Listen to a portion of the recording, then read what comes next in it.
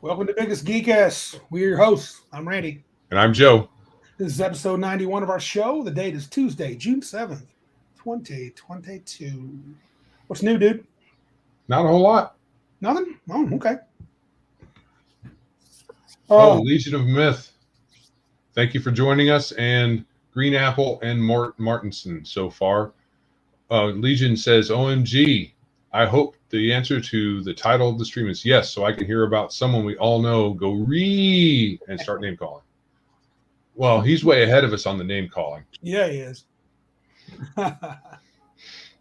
Yeah, title might be a little sneaky.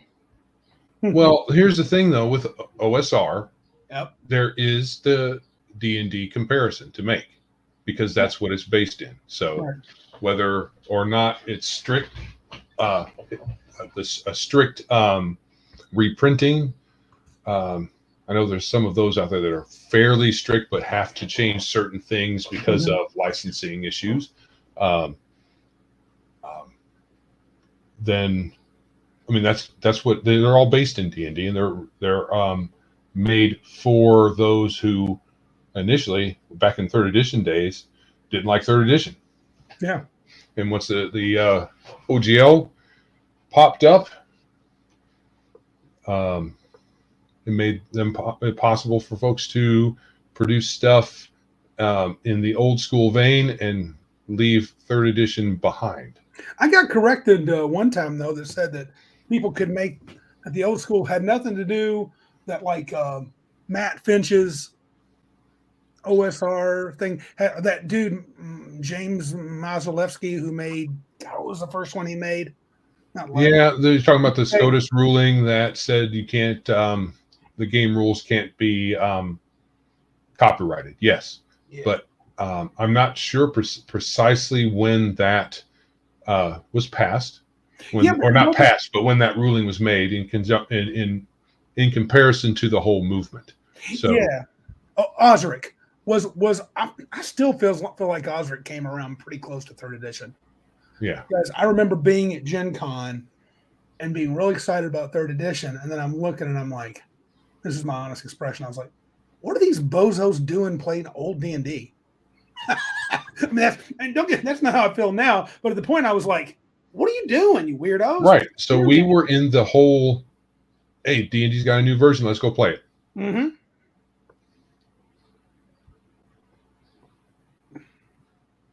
Yeah. So yeah. So I guess maybe. Oh, the answer is no. Oh, Indigo Dragon. Yes, the answer is no. There are OSR games of fantasy, Warhammer Fantasy, and I didn't know that. I knew the TSR Marvel Superheroes because it's called Phase Rip. Yeah. And MERP, I didn't know MERP had an OSR type. Yeah, Jason at Nerds RPG played it. I can't remember the name of it. He was play testing it a couple years back. Yeah, that's not the Against the Dreadlord or Dark Lord. Right. That sounds right. Is Something that, against the Dreadlord or Dark Lord? Yeah. Is that considered an OSR type of homage to the old rules? Huh. Yeah. I don't know who Shadzar's hating on. John can do something not very nice and go back to his trailer park. I don't know who John is, but okay. Shadzar, you calling already, baby? Yeah, Shadzar keeps that up. He's getting bounced. Be nice, man. Oh, okay. Cool. Hold on. Yeah. So anyway, hold on. I stop it. Got to do stuff here. Tell them to subscribe, Joe. I don't have any banners. Can I look at the banners? Can I do stuff drive Joe crazy? Oh, I can see it now. Can I put it up? Can you see it? Yeah. Do it. Do it to it. There you go. Do the things. Do the likes. Do the loves. Subscribe. Like and subscribe. Yeah. And do all that. Yes. Yes, sir. Oh, cool. We got some folks in the house. Good. Good to see Indigo Dragon. Shadzar, still good to see you, buddy. Even though you're starting out with a punch to the nuts. I don't know who this John guy is, but he don't like him. Oh, anyway. So, are you looking for did we have some call-ins or emails or anything? Are we ready to? Joe's. Yeah, you do it. Yeah. Okay. Do it to it. Sweet, man. I just wanted to have things ready in case I needed to do something. Okay. Oh, before we do, let's talk about how was our wonderful week. We're going to talk a lot about a part portion of We it. played OSE. That was the first. OSE. That's the first time. That was the first time I played OSE. First time I've played it. I've read it multiple times, and I got it to the table. And Old school essentials. Old school essentials. It was good times. Thoroughly enjoyed it. Hope to get back to it. So that's what I'm running at VentureCon. We're talking more about that. Other than that, did you do anything else? Oh, Joe did something cool this morning and cheating on me again. Yes. And thank you to T-Shirted Historian for having me on. He called me last minute because, now I'm forgetting somebody's name. Grim. Yes. Grim was in surgery, which was good, successful. Good. He made it out and is recovering, but not recovering enough to co-host a live stream. So he had asked me and Kringay. Okay. I don't know if anybody here knows who that is. We follow each other on Twitter. He follows the Biggest Geekus the Twitter account, and we follow him. So he had him on. We talked about villains. I will put a link in the show notes to so you guys can go watch it. But T-Shirted Historian's latest video. Very good. It was on villains. That was good. I hope they do another one. Tim Scott said, "What's up?" He and the boys are playing some BattleTech. Tabletop. Oh, right. Tabletop BattleTech. Yeah. Oh, I've got a good comment. Old school was back in the days where hours were spent yelling about rules that never existed. I feel like there's still some of that.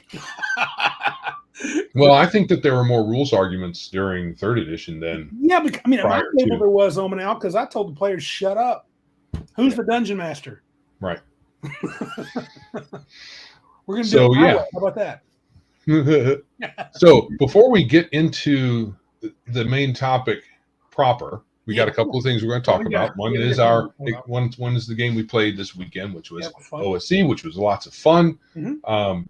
Need to play more. Period. We just need to play constantly. And it was lots of fun. I played an elf. Now, on the elf's sheet, you had down class names. So I didn't dig into the OSE rules. I just grabbed the character sheet and ran with it. So does that mean that elves have classes, or are those just titles? No, those are titles. There's a title name. So you're an elf. An elf is an elf. Yes, an elf is an elf, of course. They're a fighter magic user mixture thing. Kind of like it's BX, dude. OSE, I don't have my old BX books, but if I did, I'm pretty sure it's going to be pretty much a true clone. So, yeah. Hey, Patrick. Working his butt off. Looks like it's going to happen. New job he's happy about. Congratulations to Patrick in his new job. He got a very significant pay bump. Good job, dude. Now he can pay for all things. Mm-hmm. He can be our top donor. Well, he is our top donor. He is our top. Oh yeah. Oh, so yeah. I gave a test. Oh, I would have been watching that stream live this morning, but no, I wouldn't have. I'd have been teaching. What am I talking about?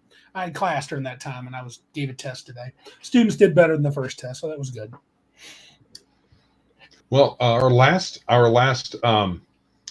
live stream after the fact, video wise, did very well. Yay! We bumped up almost 10 subscribers since then. All right, and we got almost 150 views. I mean, that's nothing in YouTube land, but it's great for us. It's awesome for us. It makes me happy. All right. So what about email and calls? We got some? Nah. No? Okay, cool. So the first thing I want to do is I want to comment on the Batman Knights game comic book that I mentioned about. And a lot of people got upset. It wasn't just me. A lot of folks made comments about it, even Ethan Van Sciver and a few other folks. And just some guy who I have slowly learned to like less and less Nothing personal. I just think some of his takes on the left, some are off. Anyway, he said, and he made a pretty good argument that if you continue reading after the googly eyes that Batman made with that dude, which a lot of people focused on, and I did too, that he was just deceiving that guy, tricking that guy to steal this list of names that he had, and he got rid of it. And it doesn't matter what happened, but he did, and it showed later on that appeared to be. But I still argue that even though we may have overreacted as a group, and he claimed the writer gotcha. No, here's the deal: we weren't gotten. We have been trained because of the garbage that they put out constantly, nonstop, that they actually do. How are we supposed to go? Oh man, let's give them the benefit of the doubt. You don't. No, they don't deserve it. You don't get that anymore. And no, I mean, if that's what he did that on purpose because he knew some folks would pull it out of context. And it's like, okay, yay, you get a brownie point that you were right this time. Nice trick, but it doesn't change the fact. Modern comics are garbage.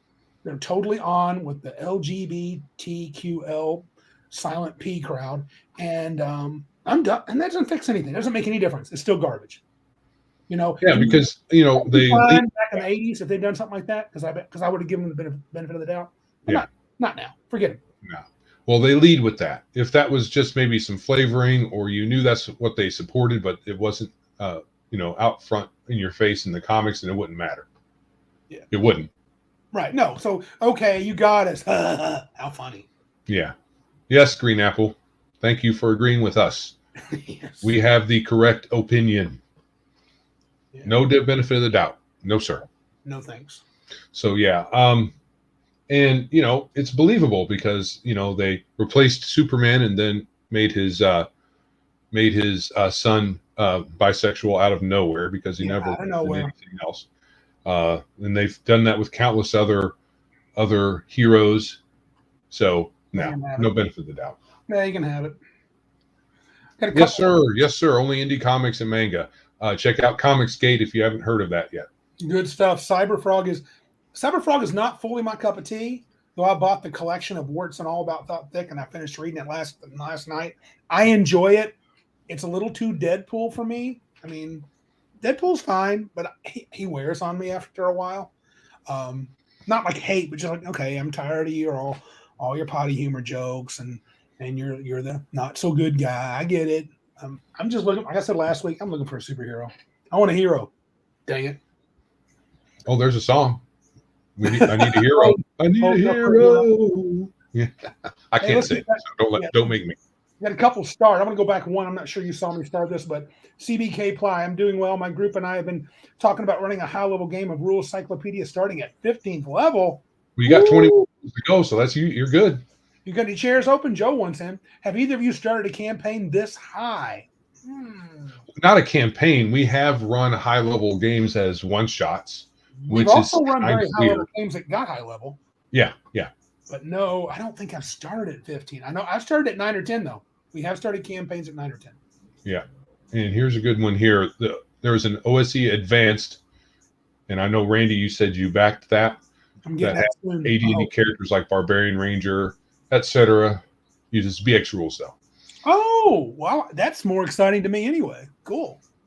We'll talk about that. There's a reason I like the BX part. I'll talk about that more. Omanal, reading my mind. I would rather just buy comics from my youth like Warlord. Yeah, I think I said last week, I'm thinking about rummaging through the stacks at my local comic store and trying to fill in some of the spots. So, yeah, I would like to do that with Doctor Strange, some of the old stuff. I know I probably can't afford to get the stuff from Strange Tales, but... Right. Oh, Tim Scott, that was a big one-shot at Cabin Con. One-shot. That was the highest level characters we've ever made. And it was probably a mistake for for all the effort that we put into the characters and perhaps for you for the session. Yeah. It was probably not worth it. Shadzar, can you expound? I don't know if I know Ken Kelly. Another comics pro has died. I'm not sure if I recognize the guy. I bet if you named his stuff, I probably would say, oh, yeah. Blade Devil. Oh, is that the one Max reviewed a while back? Is that an anime or manga? Probably so, but the name sounds, it could be anything. Green Apple and Legion both mentioned that, but Shadzar, I don't know who Ken Kelly is. You know what I could do though? Hirazeta. He studied with Hirazeta, whoever that is. Frazetta. Gotcha. Oh, he created Kiss Destroyer cover. Yeah, Kiss was kind of they were kind of into comic books for a while. They were kind of a thing and they had their own. Oh, Frazetta. Okay, gotcha. Well, back in the day, they were on all kinds of TV shows. Oh yeah. And they had their own like Hollywood Halloween special. Had a Halloween Kiss Halloween special, I believe it was, where they were like super powered kind of dudes. Dude, I believe this existed at once. Omenal says if Marvel and DC were smart, they would do a subscription to access comics from their start. Let people read X-Men from the beginning. I believe they have that. I think they have that, dude. DC, there's a DC thing and a Marvel thing where you can subscribe, and I don't know if you can read all the old comics, but they go back pretty far. That's what I was told. Yeah, I think at least the start of the X-Men in the '60s. That's what Jason over at Nerds Variety podcast was talking about. I never did it. Over a year or two ago, me and Joe both said it sounded good. I never got around to it either. Yeah. So Blade Devil is a Comicsgate comic. Ah, cool.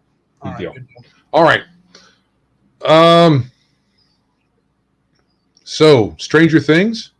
Yeah. So if you want to put that article up, I don't know. Well, it doesn't really matter. It's interesting to do. Pop it up there. So that was interesting. I got a couple of the Mary Sue. Yay. Well, it's talking about their final season, what the D&D villain will be. I have what I would like to see for that. Yeah, because the article is just speculation. Yeah, don't even bother with it. It's fine. I was going to say, don't bother putting it up. It's not that exciting. But like, right. So it's an article on the Mary Sue, and it'll be in the show notes. It's not a good article, but right. It's nothing exciting. But I think it's an interesting question because, I mentioned they've done Demogorgon, but you got to realize they're not doing Demogorgon as in the tentacled guy with the two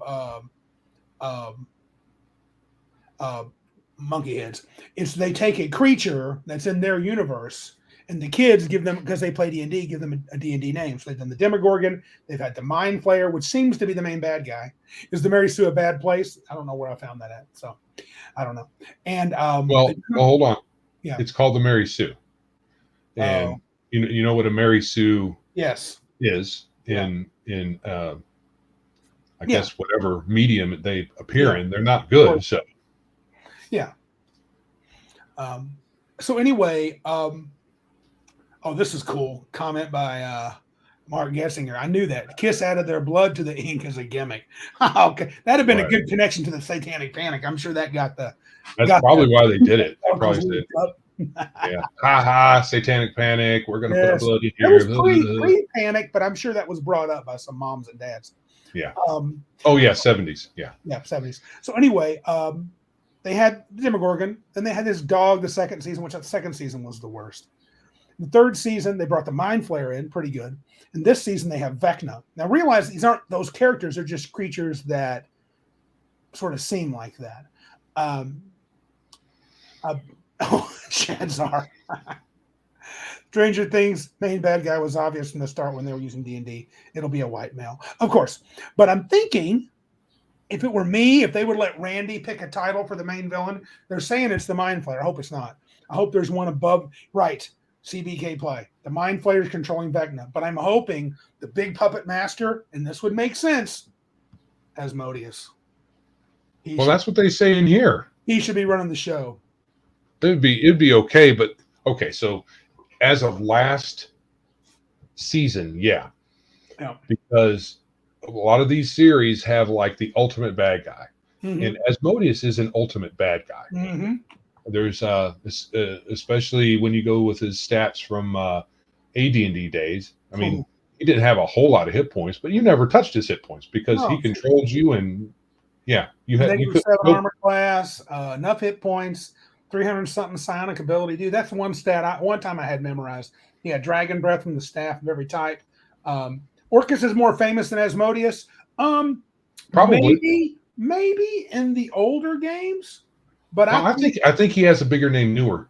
You think so? Even through Urbanithuk and a few other things. Yeah. What about Asmodeus ascending to a god in the Galarian world? Yeah. That was pretty big, and they used a lot. Hell Knights, they did a lot with him. But I guess if you're not a Pathfinder player, I won't argue. Maybe Orcus is bigger. I liked Asmodeus better. Orcus is fine, but Asmodeus is I think Asmodeus is a cooler, much cooler. He's a cooler customer, and you could actually talk to him, and he wouldn't have to kill you. Right. Or Orcus have a hard time doing that. Yeah, Orcus might have been kind of big in 3. So was Asmodeus, but yeah, Orcus has always been the. It's hard to say. Orcus would be a good choice too. I would not be upset if it was Orcus. So, but give me Asmodeus for my money. But that's all I want to say about that. Yeah. So the Vecna statue, show that thing. Do I have to? Please do.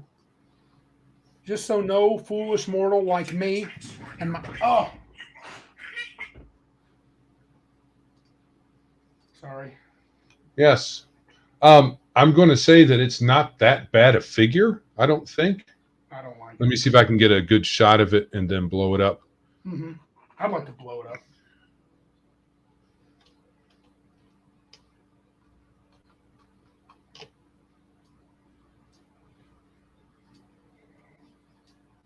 Sorry, I got my phone being phone-ish, guys.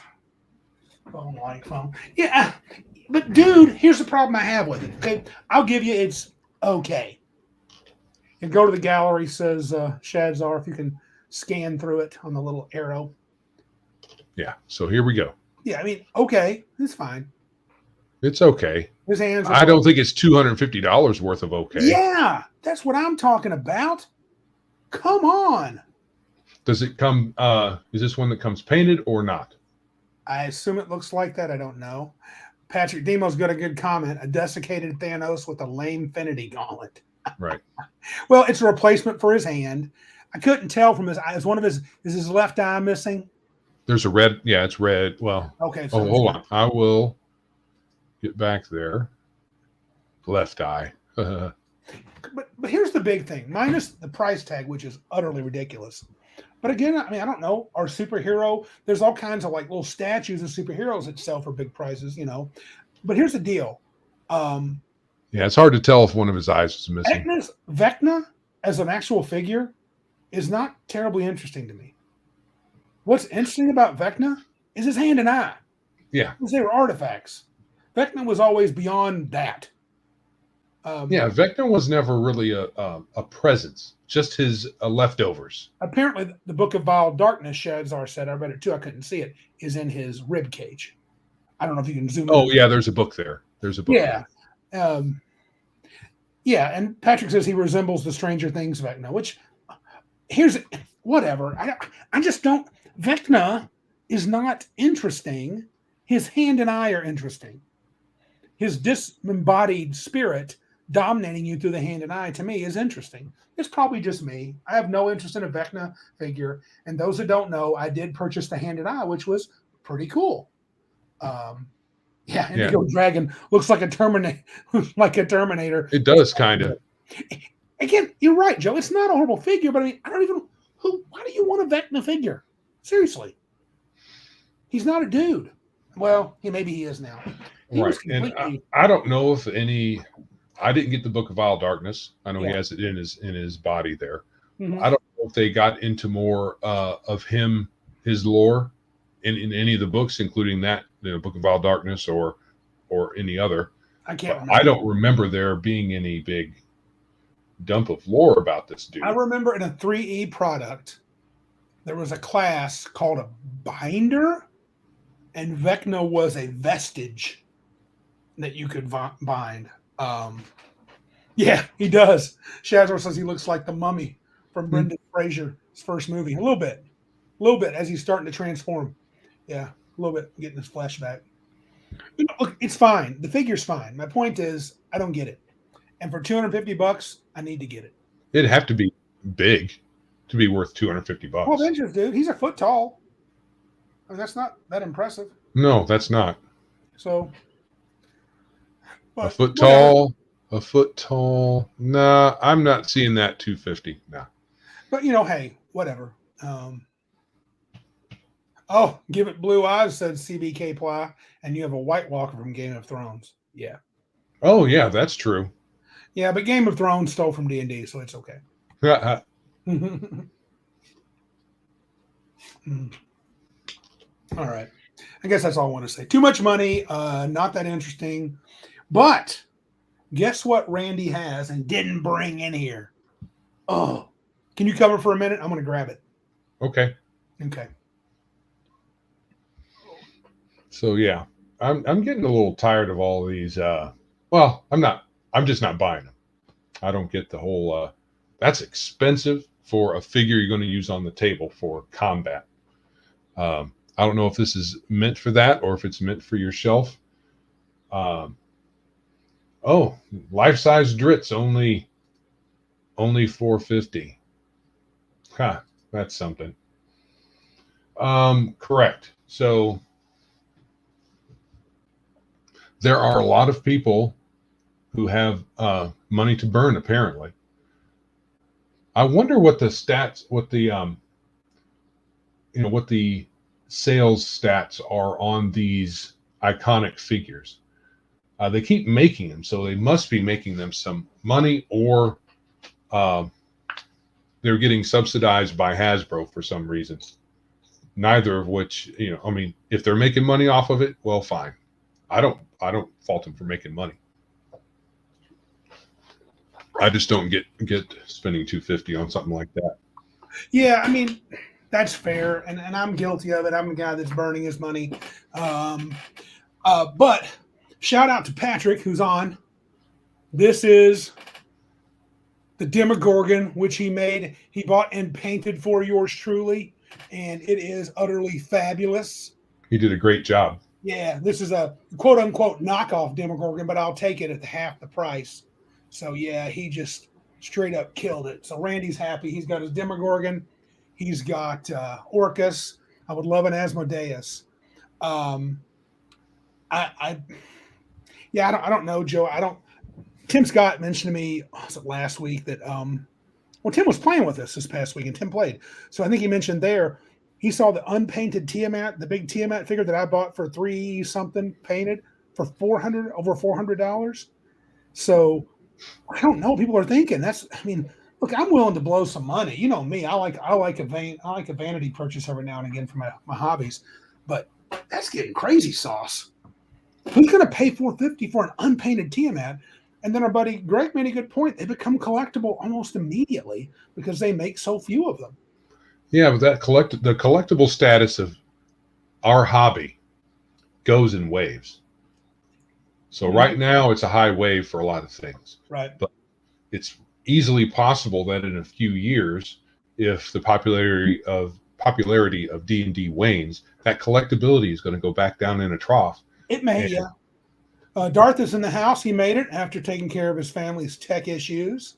Mark is putting me to shame. Markham says, couldn't justify a purchase for that much, even if I had disposable income. Yeah. See, and this is the thing. I probably shouldn't I can't really justify it either. The problem for me is the same, because this only indirectly funds Hasbro and Wizards of the Coast, because this is a WizKids product. And I buy them usually secondhand, but still third hand, whatever. So I don't know if there are if Hasbro or Wizards of the Coast gets any kickback from WizKids, or as a licensed product, they just make money off of the licensing fee. So who knows? I don't know. But you are kind of feeding that machine. I think I am, and I sense I'm being satiated. So yeah, this is true. Indigo's got it. All they do is make a nice looking miniature or a figure, and then it is kind of premium in the sense that there's not as many as there are other figures. I mean, I've been to a game store. I've never seen more than one Tiamat at the store. And it's rare that you see more than one of those others too. But having said that, who cares? I mean, I'm an old man. What do I care about rarity? Truthfully, I don't buy them for rarity. I don't. I'm not collecting. It's for a cool factor, and maybe using them in game. And I really should stop. Yeah. That's the smart move. Go to eBay. Yeah. Wait for a good deal. I bought most of mine off eBay. I bought the Tiamat off eBay.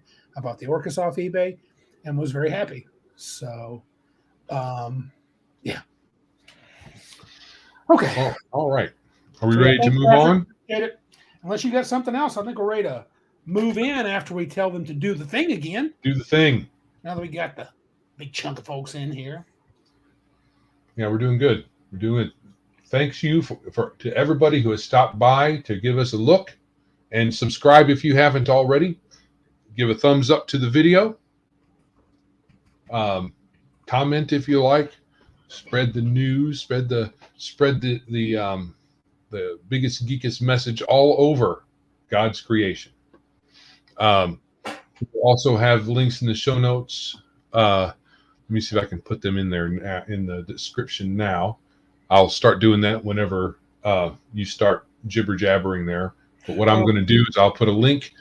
I'll put our links for how you can support us in the description of our live stream. So if you want to do so, Kill Raven's making a good point. If the store is doing it right, you won't see more than one of a lot of things on the shelf. FOMO has been a thing forever. Yeah, and I've suffered and sometimes do suffer from that. I did miss out on the Orcus figure from the big D&D miniatures line during the 3.5 era, which is now, it was like originally like $80, and now you can't get it for under like $450.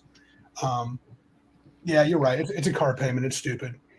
Fear of missing out is a thing. It's a thing, and I have been guilty of it. Fair enough. The same thing with all of media.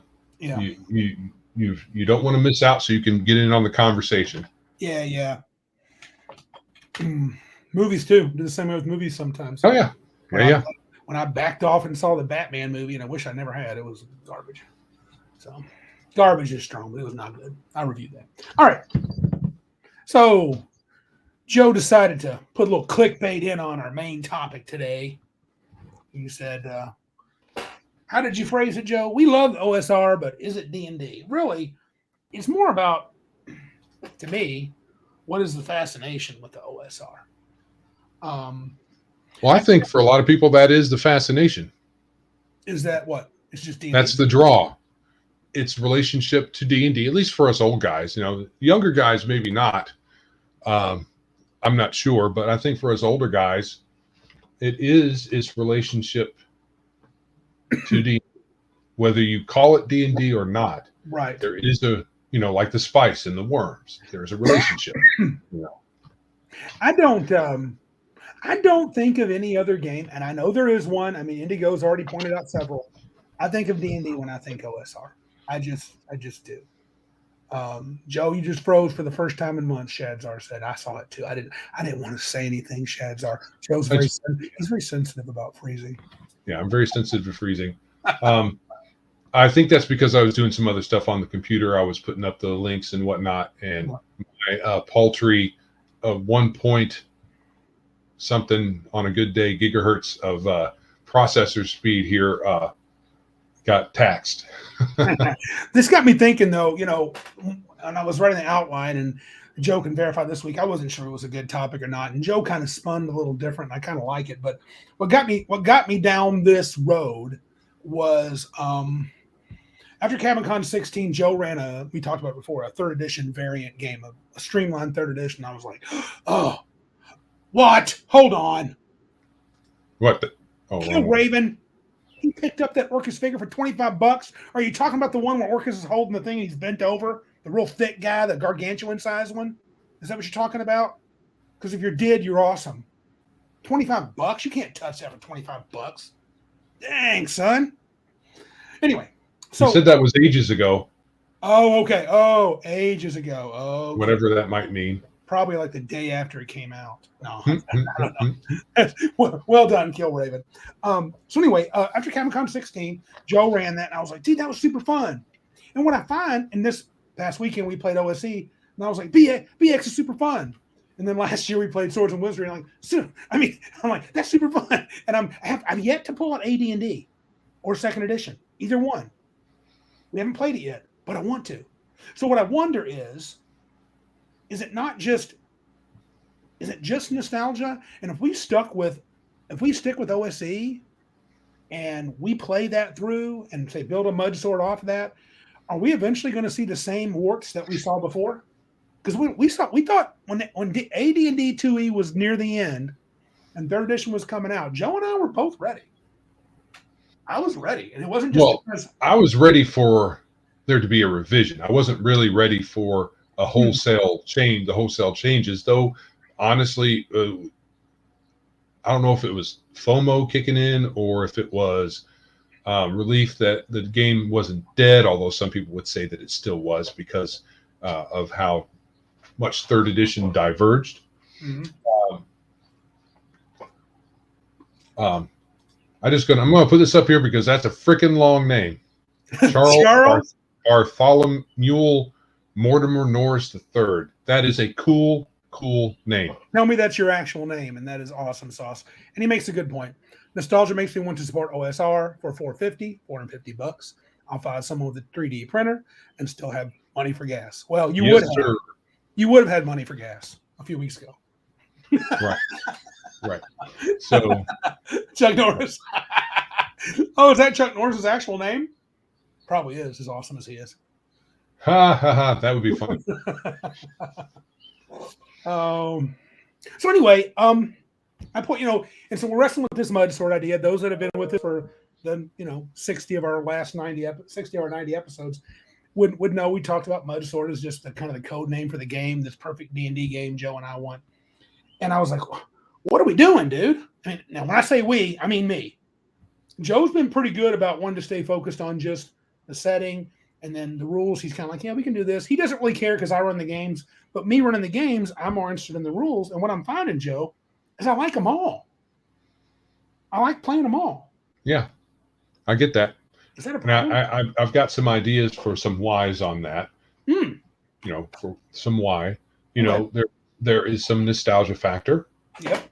There definitely is, and there is familiarity, because all of the OSR, OSE, D&D clones, derivatives, all of that, they all share a similar.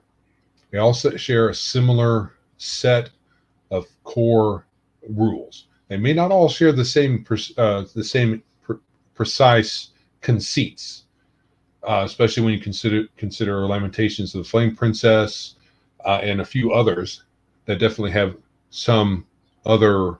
They go off in a different direction, lore-wise or feel-wise, but they definitely all share some vestige of DNA, so to speak. So the familiarity is there. It's undeniable. Yeah. Now, people might not like how much they diverge, because to some people, one step away from raw is one step too far.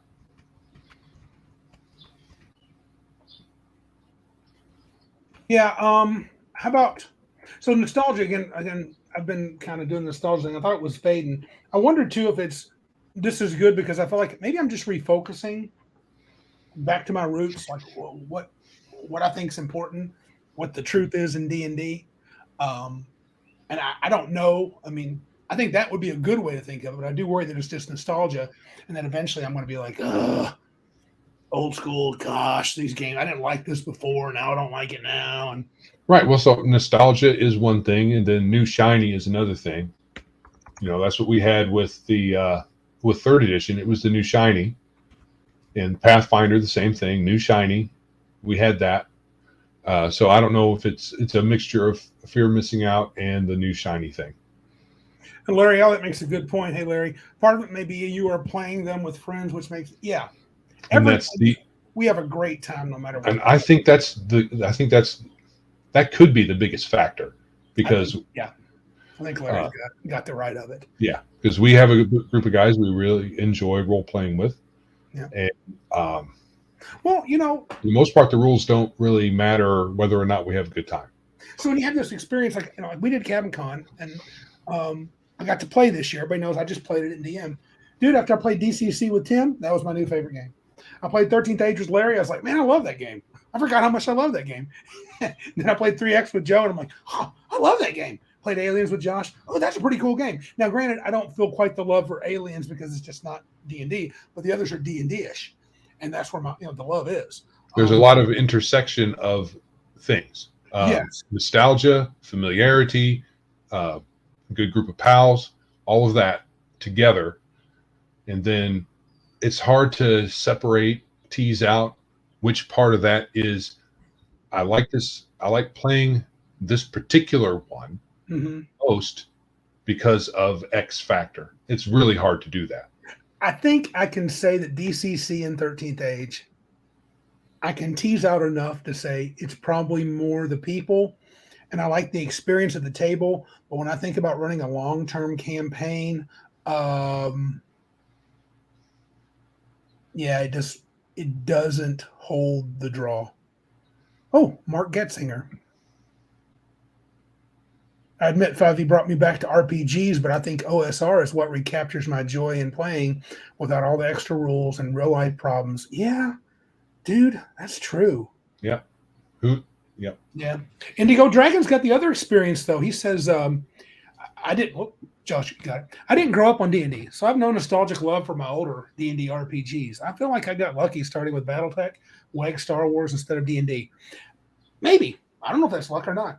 You definitely enjoy them, I guess, and that makes it easy, I guess. But yeah, I don't know. Time away from something. I'm looking through rose-colored glasses.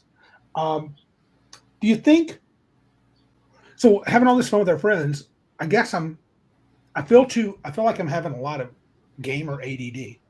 I've always, when we were hardcore D&D players, Joe, and that's pretty much all we played, I felt like I knew, this sounds dumb. I knew who I was as a gamer. I'm a D&D player. And now that I'm experimenting with all these other games and I'm liking them all, it's almost like I can't decide on which one to sit and get serious about.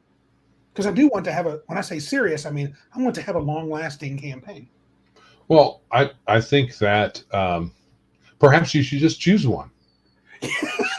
Yeah, perhaps I should. Yeah.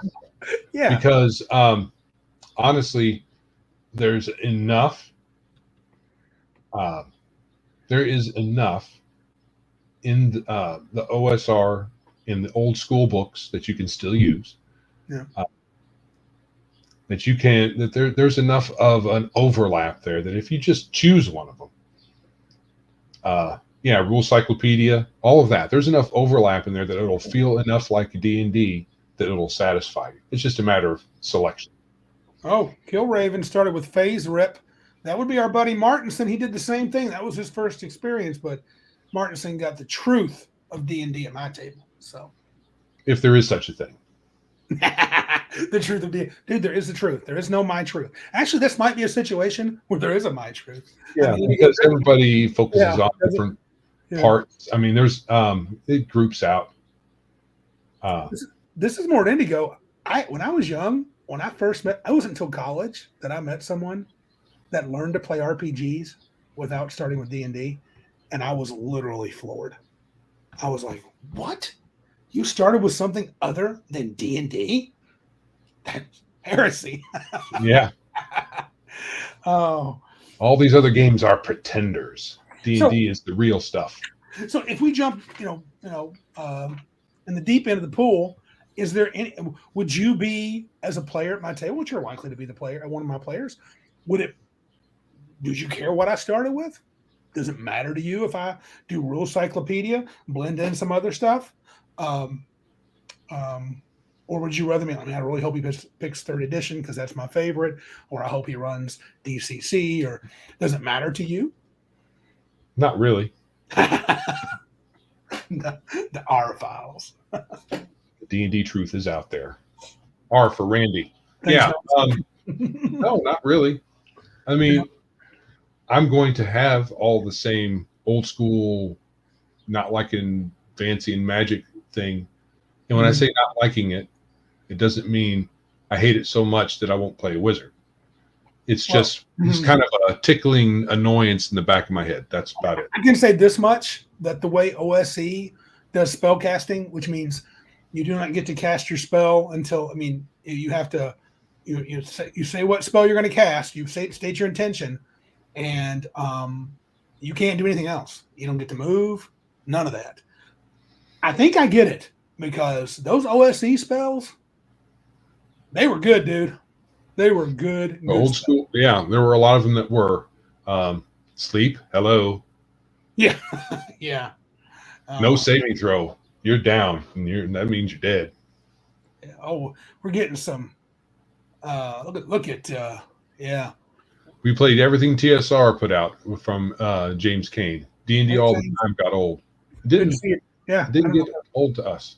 I mean, not No. really. I mean, we took. I think what we did was we played a lot of played a lot of the TSR stuff, and every once in a while tried something else, and then went back.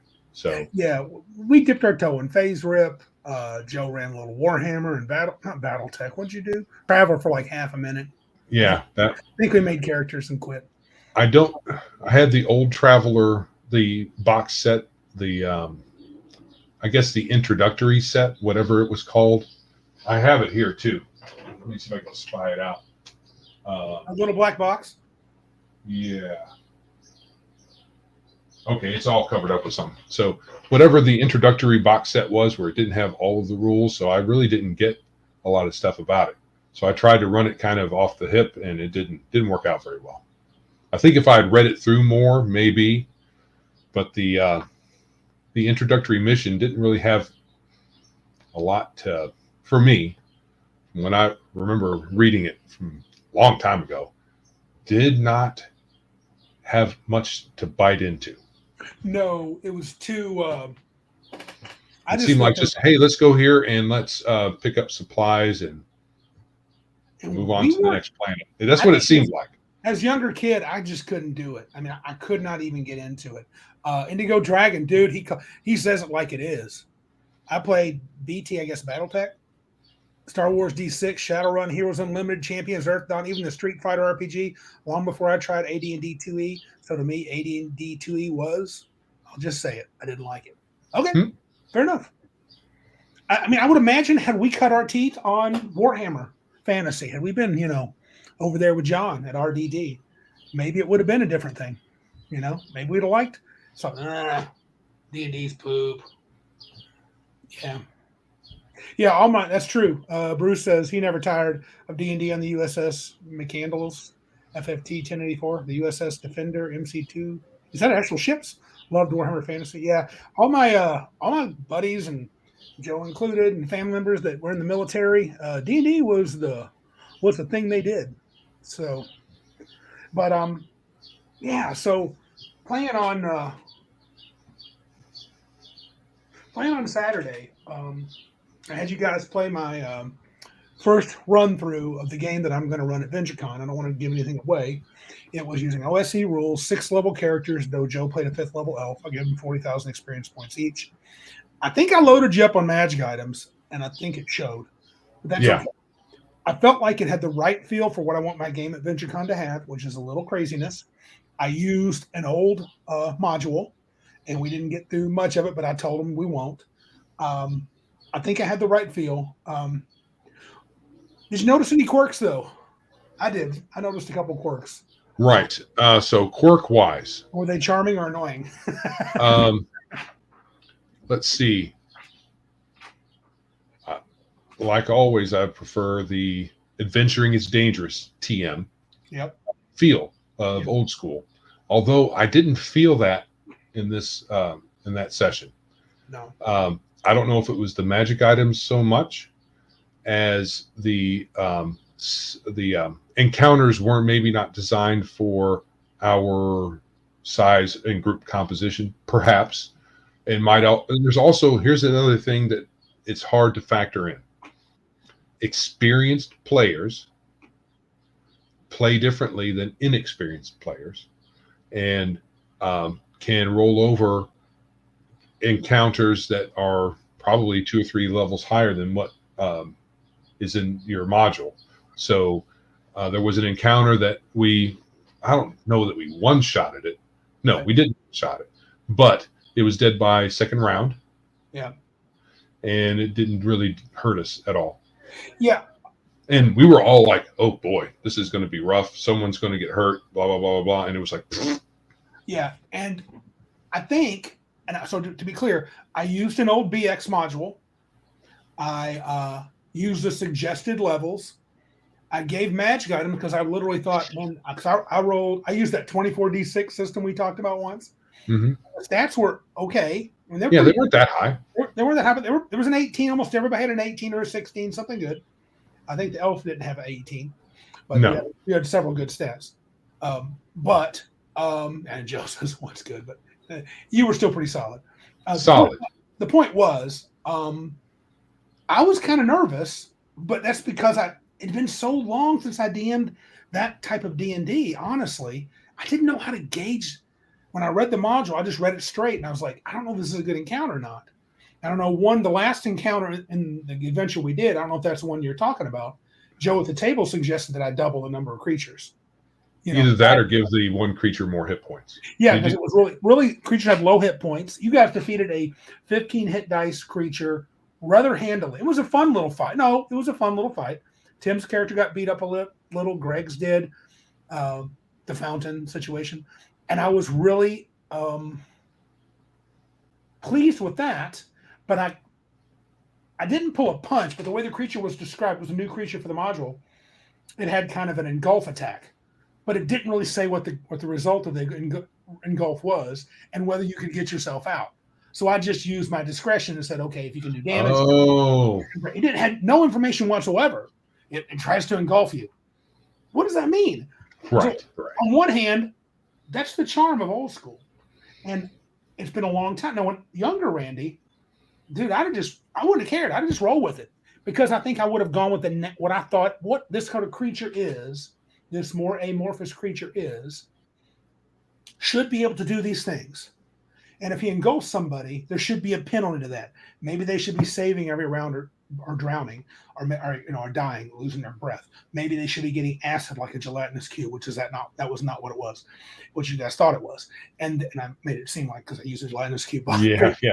and it was a variety of things, but part of me really liked that because it was just do what thou wilt as a DM.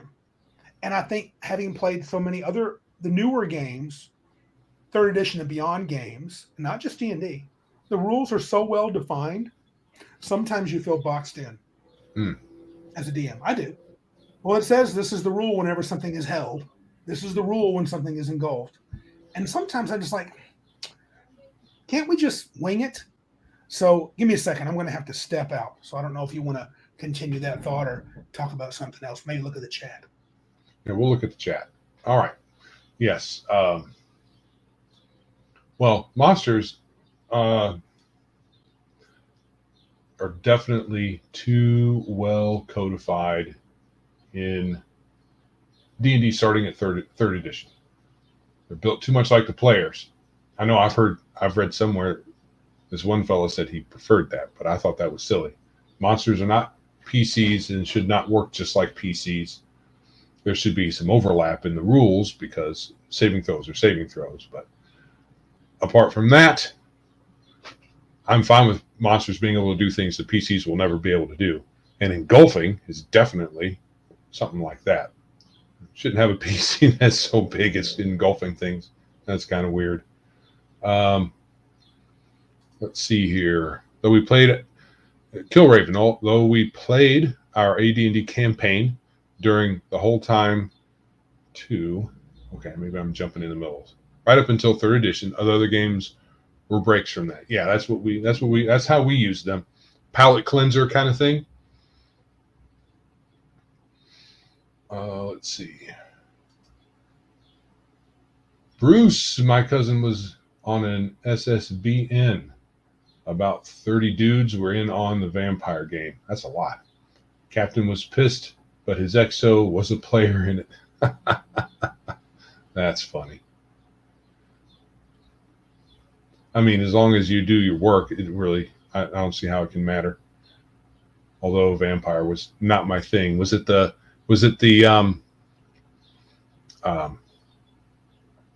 did you guys do it as a LARP all at the same time, all 30 of you, or what? Because that's how the one time I played it back in the day was kind of just past the LARP stage, I think. All right. Sorry, guys. my mom needed a little help. So Sure. I'm just going to do one more here. yeah. Indigo Dragon. I do really appreciate what the OSR has brought to us. These games have given me an opportunity to play games based on an older style of game that I feel I missed out on. Yeah, and that older style may not be for you. I get it. Yeah. So, something I noticed that was quirky. I had never used turns properly. I had never tracked turns by the rules. You're talking about in between combats? Remember, I kept saying every two Yeah. turns, and I was doing that out loud, mostly for me. Yeah. I wanted you guys to know what I was doing. Every 2 turns in the module, you're supposed to check for random encounters, and I thought I'd never done it, and it was kind of fun. I kind of enjoyed that. It was kind of exciting to actually get to roll. When I was younger, I was just like, I don't know what they're talking about. I was doing whatever I want, which is fine too. Yes, it's fine too. But I kind of enjoyed the forcing myself to follow the rules. And I was like, because they have rules for exploring dungeons on OSE, for exploring the wilderness when you check for random encounters, and so to me, that's kind of fun. And like I said, I ran a BX module that was, and it was why I say OSE is so close. It was lockstep. I'd never changed a thing except I did have to change because I was using ascending armor class and I was using base attack bonus. So I had to switch that. But other than that, it was the exact same stuff. If I was using negative armor class and Thaco, I could have just ran the module as is. So. Yeah, and some of those OSR products out there, I've got some PDFs for ACKS, Axe, however you pronounce it, Adventure Conqueror King. And they have an interesting the saving throws are named slightly different. Yeah. And they have instead of calling it base attack bonus, you have an attack throw. And it's based off of hitting a 10 armor class, not a 0 armor class. Oh, okay. Yeah, so at first level, it seems like everybody needs to roll a 10 or higher to hit a 10 armor class. And then, but it's kind of the same because the 0 armor class, which is kind of like a 20. Yep. Mostly required a 20 to hit. So it's roughly similar. I got to find this. Mark Getzinger says OSE has a great turn tracker worksheet as a free download on drive-through. Yeah, I'll be getting that. So, because that's fun. I just enjoy it. You know what I'm saying? It gives me some activity to do. And I think it's nice because I won't announce it at VentureCon, but when I'm rolling stuff behind the screen, the players know something's up. So, and that's really with purpose. I guess for me, another thing that I thought was kind of quirky. I don't know if you have any more quirks about the adventure things you could talk about in the abstract. I don't want to give too much away. Some of you might figure out what the module is, and that's okay. I'm not sure who's going to. I don't think that most of the quirks were with the adventure design. Yeah, me too. They had some weird things, a couple of weird things in there, and that's just what we ran into. Yeah. And the rest was, like I said, the one encounter where the creature had way fewer hit points than I thought it would, and if it had that few, they should have been 2 or 3.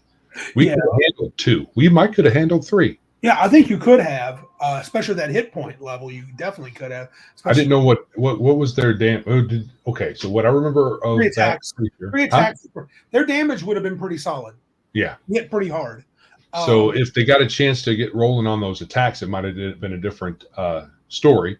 And we rolled pretty good. I rolled pretty high average on my 2 attacks that I had landed. Yeah. I did almost enough damage to it to. And Patrick fireballed the dang thing. Yeah, between him and I, and a couple more hits. Yeah. My wife hit it a couple of times once. Mm-hmm. And she hit it pretty solid too. I mean, we did pretty good damage when we hit. Yep. So, and we got we got initiative. We got all those attacks in, and then it survived the first round barely, I think. Yep. And then the next round, it only took 1 hit to bring it down, I think, because I missed. I'm pretty sure. No, it may have been 3 rounds. It didn't really. It didn't. It just. It wasn't much of a fight. It wasn't much of a fight. Yeah, I do think that It definitely had the gonzo feel. Magic definitely felt magical in that setting. Um, I did like. Oh, I like what. Oh gosh, what did I see here? I missed it.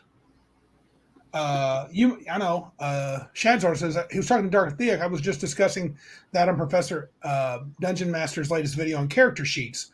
I do think that's an interesting video, Joe, and I was thinking of you as I watched it, and I wonder if you would agree on what he surmised. There's a part of it I don't agree with, but I definitely like that. Oh, I'm sorry, did I take it off too soon? Hmm. Yeah.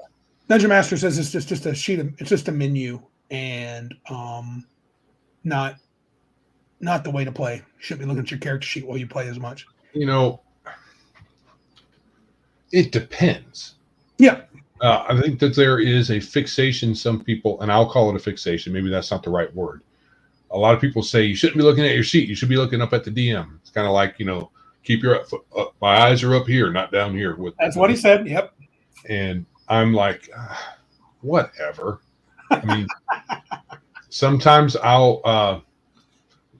Depends on how well you know the game. It depends on. I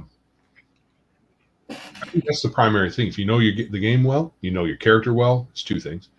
Then you only need to look at it a little bit because then you know how your character works. And so when you're first playing your character, you may be looking at your sheet a lot. And it's a one shot. We're going to be looking at the sheet a lot. If you have, this is also probably related to, and I haven't seen the video, so I don't know, but it may be also related to the amount of things you can do. So some people balk at the number of things that characters can do on their sheet. There's like a list. If it's more than 2 or 3, they're like, oh, that's too much. No, his is actually the other way. He thinks it's limiting. I got +2 to hammer throwing, so if I see a sword, I can't grab it and use it. And his point is that's on the player. Correct. And that's not on the sheet. He thinks the character sheet engenders that. I'm not sure. I think that's play style. That's not sheets. That's not. So you have an X number to hit with a particular weapon, and if the DM puts in a magic weapon that's not that particular weapon, a lot of players say, I'd rather it be the weapon that I'm good at, and you can't fault them too much for that. But if it's a magic weapon, you're gonna want to use it until maybe you run into a weapon that is more suited to your set of capabilities. It just depends. I mean, I don't know that I don't know if the character sheet engenders it more than the system itself. If the system is designed to give you benefits for a particular type of weapon, but then what you find is entirely random, then that's maybe a mismatch a little bit with how the system works. Yeah, maybe. I mean, I'm not sure. But like I said, I agree a little, disagree a little, maybe disagree a lot at the end. Patrick says, if you have to demand that the players all look at you in the face all the time, maybe you're the problem. Could be. Yeah, I've had my share of times when I am looking at the character sheet a lot, but I think at this point, I know the D20 system pretty well. And if we're playing an old school, an OSR type game, I hardly need to look at my sheet. Oh yeah, that's just because I know the system fairly well. Maybe some of the details are slightly different, so I might get. He talked a lot about getting lost in the narrative. I knew he would lose you there about being part of the narrative and being in the narrative. Whatever. Yeah, but I mean, I just thought it was kind of. I do think a busy character. I have seen a generation of players who look at the sheet and say, "That's what I can do," even though that's never been said to them. Right. So, but I mean, that's okay. I mean, you can fix that. Let's get back to the BX stuff that we're talking about this week in the exhibit A, if you were, our session.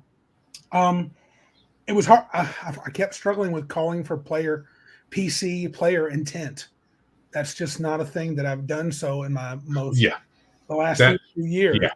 What are you going to do this round? Go around the table. Now we're on right. But I think it's important. It's important to do that. Yeah, because we never played like that, even in the old days. it was a roll initiative, and then you tell me what you do almost the whole time. Even when we had a caller, we might have done that a little bit at the beginning, but we quickly went to the other way. And the other way, which is you roll your initiative and then you decide what you're going to do, is a little faster, tiny bit. Mm-hmm. But I think we kind of got the hang of it toward the end of the session. The only problem is I would say if you don't call for an intent, a caster player can say, yeah, I'm not casting a spell because I didn't get initiative. You know what I'm Say saying? that again. Say that again. I think the only problem with not saying ask for what you're going to do before you roll, a caster player, if he loses initiative, could then decide, oh, I was going to cast sleep. Correct. I'm going to now. Right. So that's a little, especially if that's the only way you can foil a caster's day at all. Because honestly, especially with the experienced players I have, I don't anticipate having many opportunities to foil your spellcasting. Right. And that's okay. But when it does come up, when you're taking your chance, I want it to be a chance. Max brings up Earth Dawn. So declare action, roll initiative, perform actions, initiative order. The main need to declare first is because some abilities affect initiative. And in D&D, that's true. But in D&D, it's a spellcasting. If you're of the disruption variety, I wonder sometimes, because you and I have toyed with a mud sword, disruption not being disruption. Because it depends on how gritty we want the game to be. If we wanted to have the more old school feel, I think it behooves us to do the declaration first. Yeah. And instead of, I think it's better than third edition's 5-foot step to avoid getting punched in the face when you're casting a spell or using a bow. I think it's better to declare. And if you think that there's people are too close to your grill, you say, I'm going to find a place to hide first and then cast. I think it's better. Yeah. But if you want a more cinematic style, probably better to go the other route and say you don't have to decide what to do until it's your turn, and then everybody gets to do their thing and be the big hero all the time. But in that situation, I just can't envision a wizard. Honestly, it was hard for me to transition from second to third when wizards were 5 foot. You remember how I tried trouble with 5-step, but a lot of it was, dude, you're casting a spell. It's not just a zap, but third edition became just that zap. Because it's 6-second rounds. So, and I think the power of the spells did not drop down appropriately in third edition. They became too good, and zap is what made the wizards pretty darn good. Some spells became better, some spells became worse, and you got more on average. The wizard got more. The cleric got more because they even got up to 9th level spells before they only had up to 7th or something. Well, we were shocked at how many the cleric had a 4th level spell at 6th level in the OSE game. Right, it's a weird progression. Yeah, it's not the progression I'm used to, but it's just lack of familiarity with that side of the rules or not remembering it from old school. I don't know if it matches up with the BX chart, but I think it does. Yeah, it probably does. So even the gonzo nature of it and the way magic worked and all that stuff, you kind of answered this, but you could dig a full on campaign. Yeah, because I think the old school has a more sword and sorcery feel than the more modern games. The more modern version of the game is more of a superhero type setting. Yeah. But the older one is more sword and sorcery, which is more my bag. Yeah. It was funny. I was thinking too, I always felt like I never prep enough, but I really didn't think I did for this one. But the truth is I spent an inordinate amount of time, a whole evening, creating those PCs. Partly because I was rolling the dice, but partly because I had to make decisions and pick items and adjust your stats for the items. John at RDD, Red Dice Diaries, had a sweet little podcast on making pre-gens for convention games. I think that you got a partner on that. Yeah, you found him. Hex Press. I'm definitely on Team Sword and Sorcery. Cool. Right, because I like Tolkien. Yeah. Don't get me wrong, but I think Sword and Sorcery is more my bag for playing games. Tolkien's type of medieval type of style playing is a little more serious, which some people like. Yeah. I like Sword and Sorcery because it's a little less serious. Mm-hmm. More is dangerous, but less serious. Something that's a little gonzo. So you tend not to take life and death, even though it's there and it's dangerous. You're still like, I'll make a new character. Right.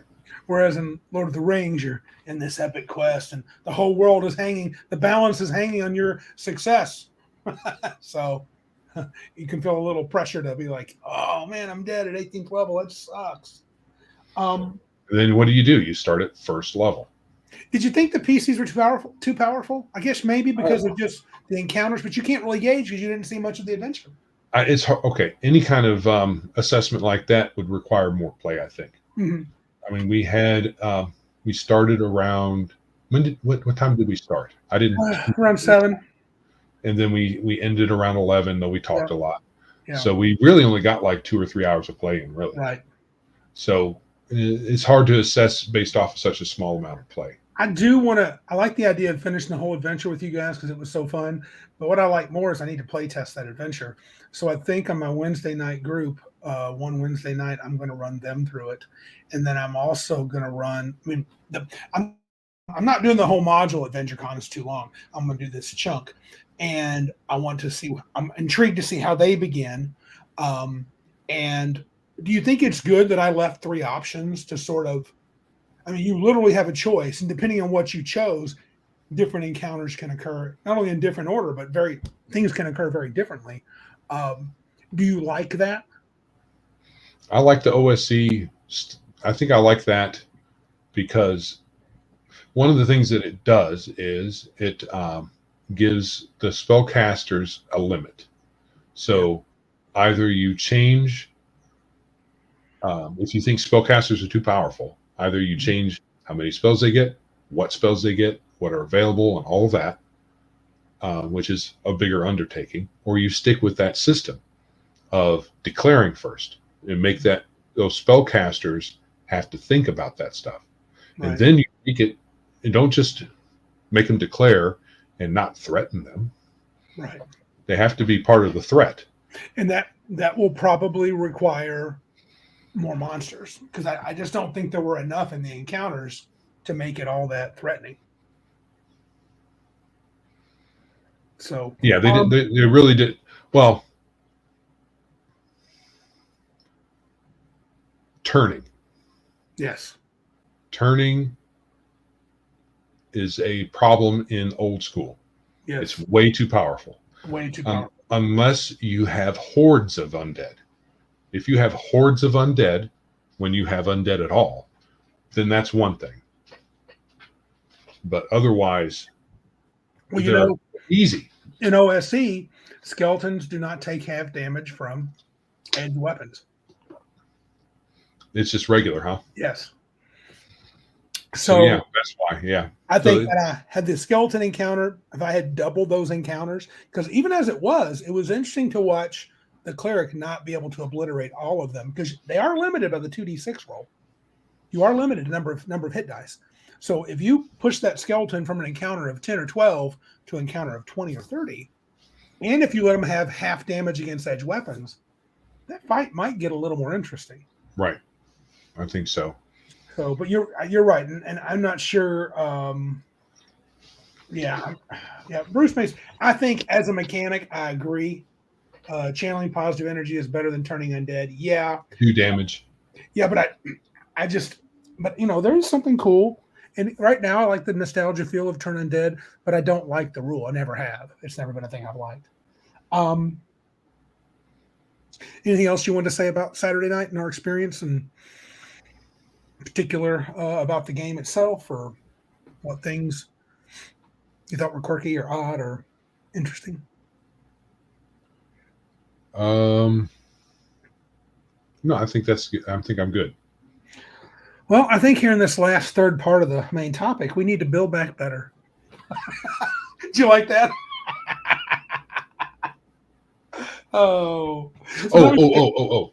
Yeah, sure. Do it. Actually, backtrack a little bit. Backtrack. Joe's going to comment. Okay, so I think, and this is more to do with when you take this adventure to a con. Mm-hmm. You don't want them deciding spells. You want to have them all ready. So okay, you think I should? Okay. Well, it's going to take time at the table for one. Yeah. So it's probably better for you to just randomly select, roll on a die or whatever. Yeah, true. What comment are you screwing me at? Patrick said, "Screw me, Randy." For what comment did I make? I don't know what I made. Clarify. No. I said, Bruce is at me too. What is this? Oh, F you, Randy. BBB, less than getting tossed off a roof in Pride Month. Build Back Better. Oh, okay. Yeah. Yeah, okay. I was like, what did I say? I like to know when I say stuff. It is kind of a curse word. Shad's on. Joe, build a wall around Randy now. Make adventure game great again. Yeah. Oh, that's so good. Thank you, guys. I'm glad you just like that. Oh, gosh. Oh, but okay. So yeah, but now here's a question for you. Oh, one more thing. Yeah. With the big creature that was really tough, right? Well, was really high hit dice that we still beat. Yes. Okay. That you said you ad-libbed a bit. You already spoke a little bit on that. Even though it was high hit dice, it didn't really seem all that powerful. And that was not an uncommon thing in old school D&D. Right. They have a lot of hit points. Is dangerous. Yeah. And it had a pretty high chance to hit us. Yeah. But the result wasn't that. It seemed dangerous because there was 3 different PCs that got engulfed. Mm-hmm. Was it 3? Yeah. Something like that. 3 or 4. Yeah. Mm-hmm. And at different times. Different times. Mm-hmm. But it didn't seem to be a big deal. Because I was too easy. I think the escape hatch was too easy. It probably would have been better if I'd have went real old school and said when you got engulfed, you took damage when someone else hit it. Right. That'd have been probably pretty good. Now, back to what you said about the PCs and their spells. So if I pick... I'm not done. Okay. Go, Bo. We already had a buff on us, didn't we? In the throne room, 2 people had a buff on you. Not the throne room. Oh, did you guys the other guy, the one we thought was a gelatinous cube. So did we have the buffs on us at that point? No. Okay. No. I thought we did. No, that was when you were fighting the skeletons. Okay. Yeah. Well, we went by the fountain before the skeletons. But Correct. The fountain was outside and we didn't we got we didn't. That was okay, you're right. Try not to give any spoilers. Look who's here. Taylor. Hey, Taylor. Joe was in the buff. I joined just in time. Yes, you did. Nobody wants to see that. Okay, so enough of my interruptions. Go ahead. Shadzar's got a suggestion for a Cabin Con shirt. Patrick, this is Shadzar. Patrick, you do the graphics. How about a all with Randy looking through the hole in it that has make adventure gaming great again painted on it? That would be kind of good. Okay. Anyway, so we're the Build Back Better. We played modified. We played modified recently in the last couple of years. This is more talking about Budsword. So modified 3X, white box, now OSE, and our own mishmash of basic D&D with our Budsword 1.0. At least one session of each, right? A lot more of the Budsword 1.0. Yeah. I'm feeling better today, but I'm also feeling a little more unsure than ever because I like it all. But I think you helped me clarify that. You said, let's just pick one and play it and see what we like and then change if we want to. Right. I think there's to say that what is the preference now that we've played that. We've played at least one of them. What chassis should we have? An OSR chassis? Should we have a 3.x chassis? We should am I have worrying too much and just play? It's hard to say. I know. We got to play. Well, we have to play more. Well, I think we do because being supremely, what's the word? Like on the PGA Tour, you have a professional and an amateur. Being amateur game designers at the um, is definitely a thing where we need to play to see what we. I think I know what we like, but I don't know if we prefer a system core over something else. I think we like D&D enough that if we make something, it's going to be a lot like that with our own quirks and twists put into it. And then, someone will say, that's not D&D. And okay, it's not, maybe it's not, but we like it. Yeah. Yeah. I listed kind of, a couple of things and was like, you see the list of things like play OSR. No, I have deciphered Shad's arc because he had a typo. Oh. How about a wall?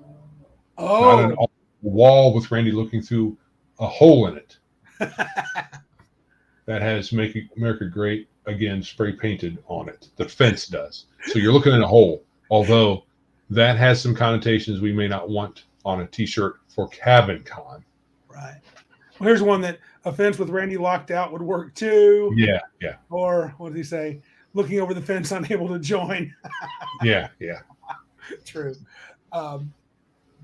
Yeah. So I don't know if you see there in the outline. I got these 4 things. This is kind of where I was brainstorming.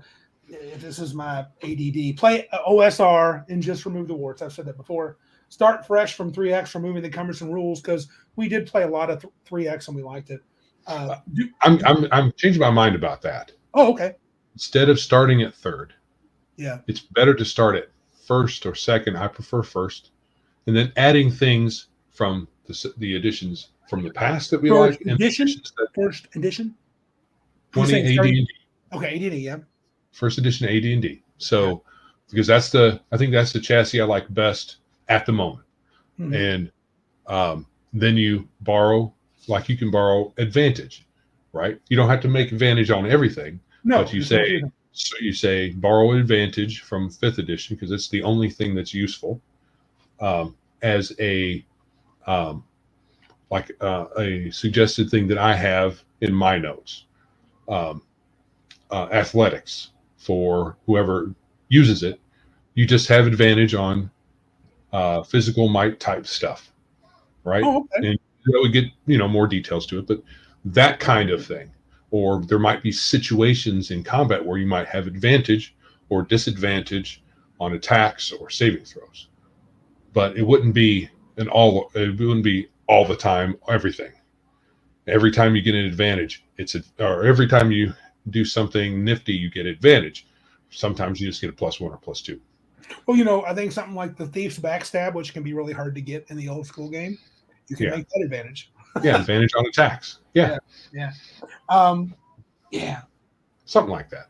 So that's just an example. It may not pan out, but that's an example. So you borrow. I don't know what you could borrow from 4th edition. Nah, got nothing. I never played it, so.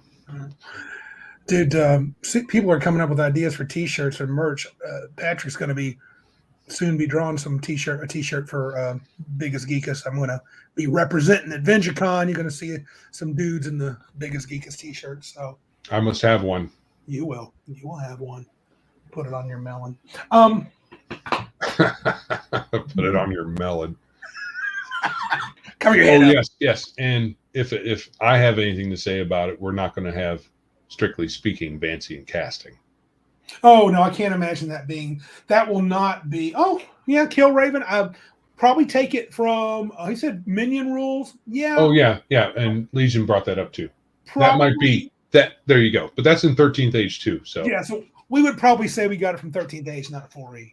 Yeah. just to be stinkers. Even though 13th age took it from 4E. Yeah, that is kind of a good mechanic. You have mooks.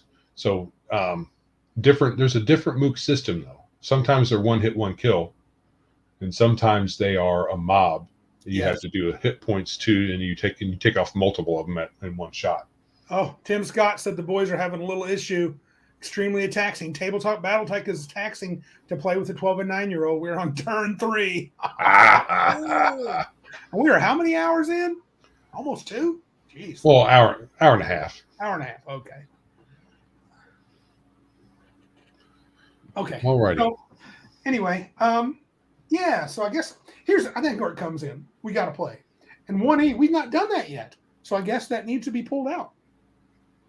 Play a little first edition D&D. Yeah, it's and if we get to the point where we have enough to go on to start playing Mudsword, we kind of done that already. We have done that where we just started playing. That's what we should do. We just start playing the alternate thing, and as we play, we figure out what we want.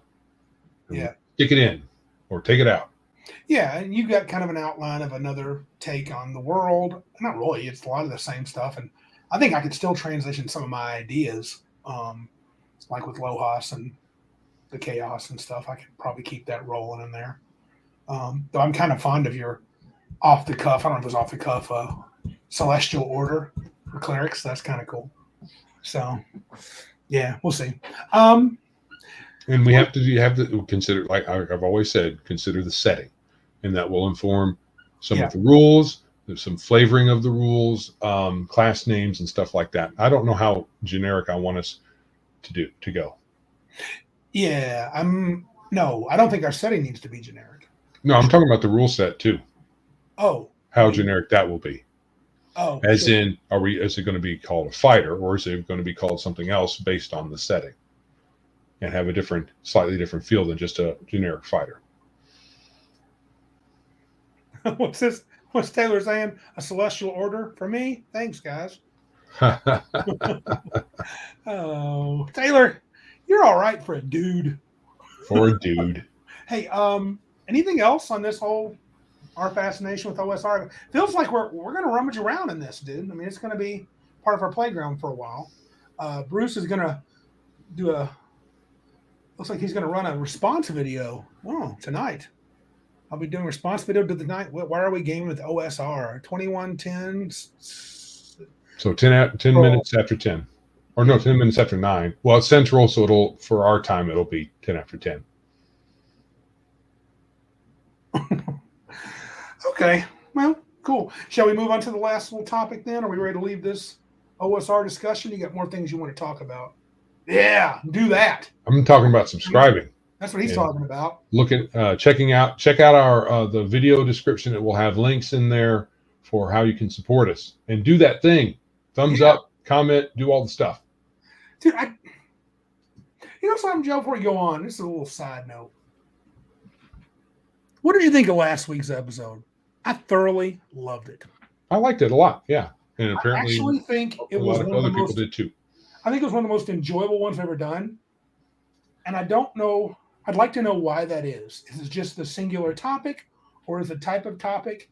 And should we tackle that? I wonder if our people in the chat or people want to send emails.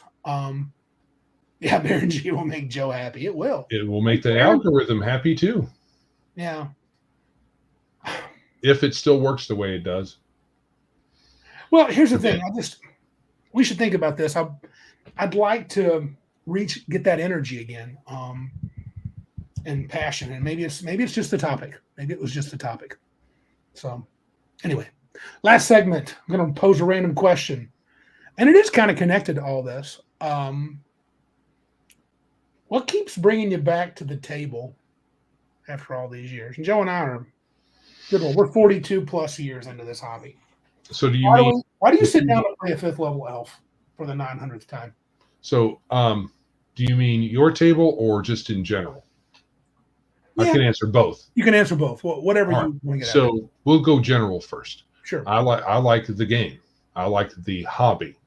Yeah. So while I don't want to necessarily play a 1st level douchebag every time I sit down at the table, which can happen. Yeah. Playing a few levels up is fine. Like we played 5th, 6th level, had some experience, and which emulates our experience at the game. Yeah. So I'm sure you can just pretend to be a dunce at 1st level and not know anything, and when something that's vulnerable to fire rolls around and you know they are, you just don't use it. and then it gets back up, and then you knock it back down, and then you know, whatever invulnerabilities or things that you know that your character won't know, which is hard to play that way. I'd rather play a slightly experienced player, so I don't have to worry about that. I'm way past that. I used to care about that, but you know what? If you want to use whatever you know, to an extent, I'm fine with it. Now you start quoting like it's a little Quoting the monster manual during the blood war. This happened, dude. You are a second level fighter on Earth, Greyhawk. Mm-hmm. You don't know a dang thing about the blood war. Right. What up? Right. I mean, right or wrong is irrelevant. You don't know a thing about it. You know, but I mean, like I know trolls can burn by fire. Sure, that's cool. Aaron the Pedantic has a video out on that topic. Yes, on player knowledge, and I haven't watched it, but I agree with his take. I do too. I think he's right. Yeah, and I'm like, it's on me when Joe sits at my table. On the way, Joe gets surprised, and if I try to surprise him, because Dude's got as much experience as I do, so I can't. If I throw the same crap at him, doesn't mean we can't have fun, but I can't get mad at you if you use good tactics and you beat the ogre in half a round. Right. So that all that being said, I like the hobby, and I like D&D's conceits, and I like our gaming group. All that draws me to the table, and I call it a power fantasy if you want. I like being the good guy, and I like defeating the evil monsters. Yeah. And I've found that I've played a lot in the last year or so, especially Cabin Con. You know what? I can't believe, because this is so against from my DMing side. I like kicking the crap out of the bad guys. I don't mean like just barely winning. I like shoving my foot right down their throat. Right. I love it. I love being the big damn hero. I do. Right. I don't want to be a Mary Sue. No, but I like being able to have get a good butt kicking in, especially when you've waited a long time to face off against a particular bad guy. Again? Yep. I am correct. Green Apple, stop it. You are filling his head full of stuff. He says nothing wrong with power fantasies. Yeah. We all Joe. Oh. I want to put Randy behind the wall, though. Thanks, Patrick. Yeah, you not just behind the wall. Right. Against that wall. Yes. Up against that wall. Assume the position. Catch this bullet. Oh, did I say that out loud? What about, okay, so for me, I think sometimes I've gone through a mixture of this. For me, it's quite a few things. I like hanging out with my friends. The older I get, I enjoy that more than just playing. During the beginning of 3rd edition, I was such a big gamer. I even told a friend of ours, I wasn't sure how important it was that I played with friends. I disagree with that now. I've grown from that idea. That's vital. I would not play a campaign. I don't think if my only option were to play at a game table with strangers, and this is not a knock on anybody that does, I don't think I would last long. Or if I did, I would be the type of player that would show up, play a few sessions, and be gone, especially online. Unless I liked them. Now, if I ended up liking them and became buddies, that'd be different. But if they were just like, we're not really friends, we don't really talk much, have much in common. But to me, I think also I had a time where I was seeking the perfect game. That's why I played. I was looking for this experience. Philip and I had a game session one time with several other people during the 3rd edition heyday. We call it the night the stars were aligned. And it was like the rules, the mechanics, the narrative, the role playing, just all kind of all built this story that wasn't pre-planned. And yeah, it was fun. But I don't think now I think it's a tiny bit of nostalgia, but mostly because I think it's an exciting game, fun to play. Oh, Mr. Max Bovin. In RPGs, I like challenges. Life is easy and boring in gaming. I want to struggle. Yes. See, Mr. Max to be at my table because that's what I think my players want. So I'm running a campaign. I want to push you to the wall all the time. No breathing. Yeah, I like there to be kind of up and down. So intense, not intense, intense, not intense. Gives you some breathing. Randy doesn't like breathing. And I've really learned that being a player, having played a lot and still playing, that you got to have some ebb and flow and let the players feel like BAs at times, and then other times let them feel like, dude, did we just bite off more than we could chew? If it's appropriate. It's not always, you can have a whole session where it's totally intense, balls to the walls the whole time. It all depends on the situation. And you can have a session where they're just kicking the teeth out of everything. Yeah. You know? So. And that could be lulling you into a sense of complacency. The big bad guy shows up. And then the DM just drops the hammer. Magic jar. Hosiery. Wow. Yeah. I think, that's it. That might need to get kicked into a monster ability. I think Magic Jar is a problem for. Yeah. I think it's a better monster ability. It's just better at the table than for. I don't know. I get that the players can counter that easier than the other way around, especially when the wizard, you talked about it, is using Magic Jar in the town. You can just cheese ball some stuff, but maybe. That could something to think about. That'd be a great mind flayer ability. No. I agree, Joe. It would be. No, they already have great abilities. I'm giving them more. Mind flayers can Magic Jar at will. Just be prepared for the nut punch. Okay. All right, man. I think that's all I got, dude. What about you? I think so. So a bit of a shorter episode today, which some people will like. Yeah. My wife will. Yeah, we're under 2 hours. That's pretty rare for us. Yeah, barely over an hour and a half. Chat's been busy and good. It's good to see everybody. Had a few new folks, at least new. I don't remember was it Hex Press? And a few others. So it was good to see some people that I didn't recognize. Taylor, thanks for coming in. It's good to see you, bud. You caught the kind of the tail end of things, but I think we're done here. If you'd like to support our show, please like, subscribe, and share us where you're listening or viewing the show. We're in all the podcast places, Apple, Stitcher, Spotify. We got some places you can give us some cash support, PayPal, and Streamlabs, and Anchor. We can get cash there. I didn't know that. Anchor? Huh? Yeah, Anchor has a little thing you can click, and it says, "We want your money." So, yeah. Taylor says, "First time I make it, and it's the first episode ends early." He sees how it is. Wow, you Floridian. You can find us on the web too. biggestgeekuspodcast.com. The geeks at biggestgeekuspodcast.com is our email. Please send us emails. We're on the socials.